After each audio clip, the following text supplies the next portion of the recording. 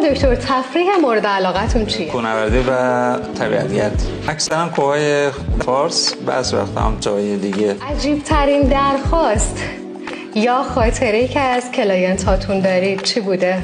که تازه دستگاه لیزر موهای زائده گرفته بودیم، هنوز اپراتور خانم نگرفته بود. یه دختر خانم اومده بودن که برای فول بادی لیزر انجام دادن موهای زائد. بله، که من گفتم من خودم انجام میدم، ولی چون هنوز اپراتور خانمون نیومده اصرار کرد که نه خودتون انجام بدین. گفتم نمیشه. خب موفق شدین یا نه؟ موفق شدیم، اما با کلی بد و بیرا و اینا رفت. آها، انجام شد یا نشد؟ آها. این کافه شیراز از نظر شما کجاست؟ کافه نمیرم، کم میرم.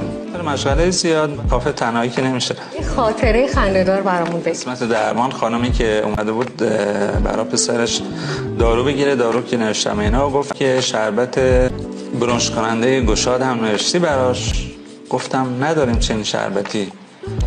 بعد کلی اصرار کرد. هرچی بعد که منم کلی فکر کردم، یادم اومد که منظور شربت توفیلین جی هست، چون روش نوشته گشاد کننده برنش. ایشون گفتم برنش کننده گشاد.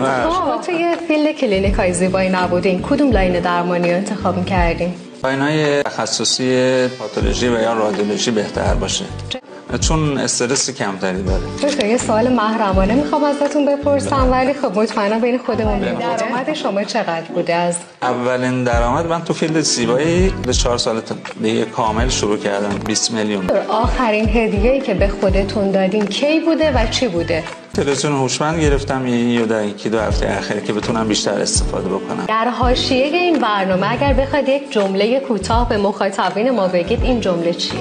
برای کارهای زیبایی قبل از اینکه دچار عوارضش بشن بهتر به جاهای معتبر و افراد معتبر مراجعه کنن. در بخش خرید لوازم و دستگاه لیزر به شرکت‌ها و افراد باز معتبر مراجعه کنن که دچار عوارض ناشی از افراد غیر حرفه‌ای و غیر معتبر نشن.